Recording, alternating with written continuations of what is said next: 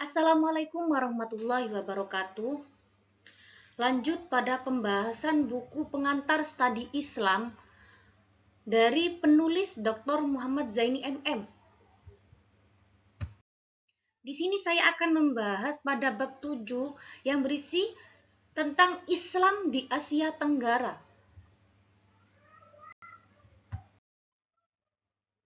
Islam di Indonesia. Ada kerajaan-kerajaan Islam pertama di Sumatera, yaitu Samudra Pasai dan Aceh Darussalam. Di sini saya akan menceritakan sedikit tentang pengetahuan saya sendiri tentang Samudra Pasai. Samudra Pasai sendiri adalah kerajaan Islam pertama di Indonesia, yang merupakan kerajaan kembar. Kerajaan ini terletak di pesisir timur Laut Aceh. Kemunculannya sebagai kerajaan Islam diperkirakan mulai awal atau pertengahan abad ke-13 sebagai hasil dari proses islamisasi daerah-daerah pantai yang pernah disinggahi pedagang-pedagang muslim sejak abad ke-7 dan ke-8. Bukti berdirinya kerajaan Samudra Pasai sendiri pada abad ke-13 Masehi itu didukung oleh adanya nisan kubur terbuat dari granit asal Samudra Pasai. Selanjutnya, Kerajaan Aceh Darussalam. Kerajaan Aceh Darussalam sendiri ini terletak di daerah yang sekarang dikenal dengan nama Kabupaten Aceh Besar. Di sini pula terletak ibu kotanya. Kurang begitu diketahui kapan kerajaan ini sebenarnya berdiri. Anas Mahmud berpendapat kerajaan Aceh berdiri pada abad ke-15 Masehi di atas puing-puing kerajaan Lamuri oleh Muzaffar Shah pada tahun 1465 sampai 1497 Masehi. Dialah yang membangun kota Aceh Darussalam. Dan menurut Haji de Graaf, Aceh menerima Islam dari Pasai yang kini menjadi bagian wilayah Aceh. Dan pergantian agama diperkirakan terjadi mendekati pertengahan ke abad 14 Masehi. Menurutnya, Kerajaan Aceh merupakan penyatuan dari dua kerajaan kecil, yaitu Lamuri dan Aceh Dar al-Kamal. Selanjutnya, ada kerajaan-kerajaan Islam di Jawa yang meliputi Kerajaan Demak, Pajang, Mataram, Cirebon, dan Banten.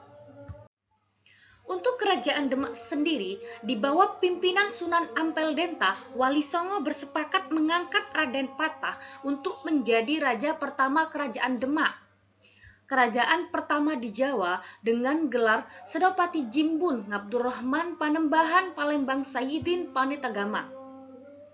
Raden Patah menjalankan pemerintahannya terutama dalam persoalan-persoalan agama, dibantu oleh para ulama.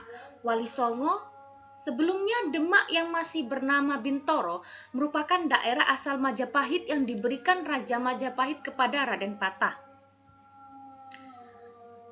Untuk Pajang sendiri, Kerajaan Pajang, Kesultanan Pajang adalah pelanjutan dan dipandang sebagai pewaris Kerajaan Islam Demak. Kerajaan yang nomor 3, Mataram. Awal dari Kerajaan Mataram adalah ketika Sultan Adiwijaya dari Pajang meminta bantuan kepada Ki Pemahamanan yang berasal dari daerah pedalaman untuk menghadapi dan menumpas pemberontakan Arya Penangsang di atas. Yang nomor 4, Cirebon. Kesultanan Cirebon adalah kerajaan Islam pertama di Jawa Barat. Kerajaan ini didirikan oleh Sunan Gunung Jati. Di awal abad ke-16, Cirebon masih merupakan sebuah daerah kecil di bawah kekuasaan Paku Pajajaran. Dan yang terakhir, Kerajaan Banten. Kerajaan Banten sendiri sejak sebelum zaman Islam, ketika masih berada di bawah kekuasaan Raja-Raja Sunda atau dari Pajajaran atau mungkin sebelumnya, Banten sudah menjadi kota yang berarti. Dalam tulisan Sunda kuno, cerita Parahyangan disebut-sebut nama Wahatenggirang.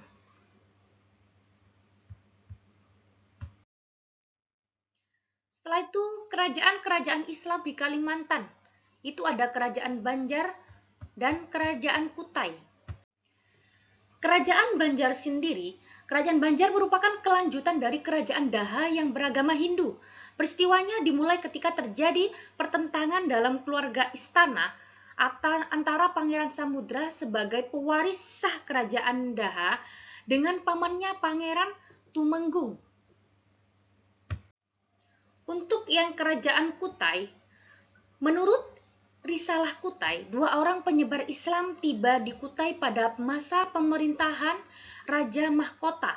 Salah seorang di antaranya adalah Tuan di Bandang yang dikenal dengan Datok Ri Badang dari Makassar. Yang lainnya adalah Tuan Tunggang Parangan.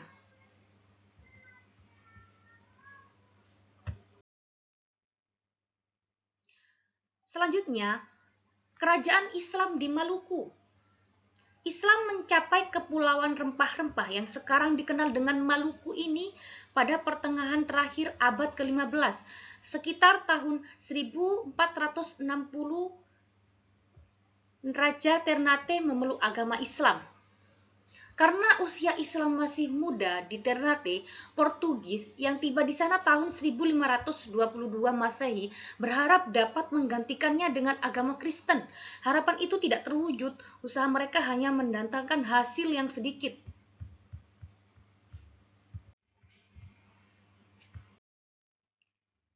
Kerajaan Islam di Sulawesi. Kerajaan Goa Talu, kerajaan kembar yang saling berbatasan, biasanya disebut Kerajaan Makassar. Kerajaan ini terletak di semenanjung barat daya Pulau Sulawesi yang merupakan daerah transit sangat strategis.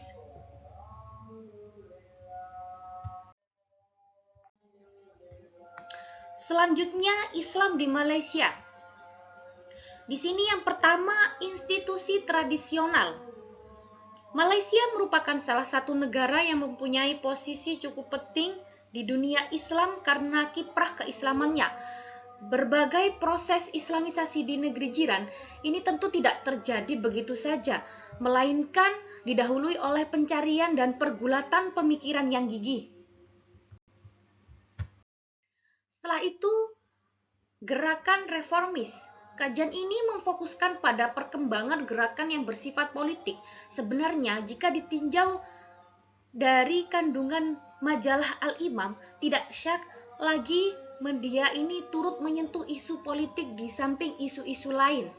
Tetapi bagaimanapun gerakan ini bukan merupakan gerakan politik dalam arti yang sesungguhnya.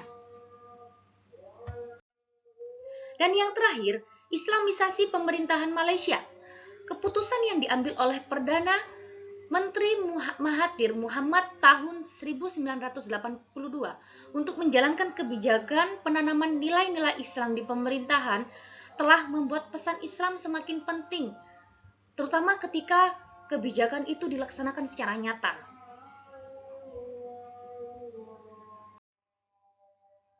Baik, sampai di sini saja pembahasan dari saya untuk yang bab 7. Terima kasih. Assalamualaikum warahmatullahi wabarakatuh.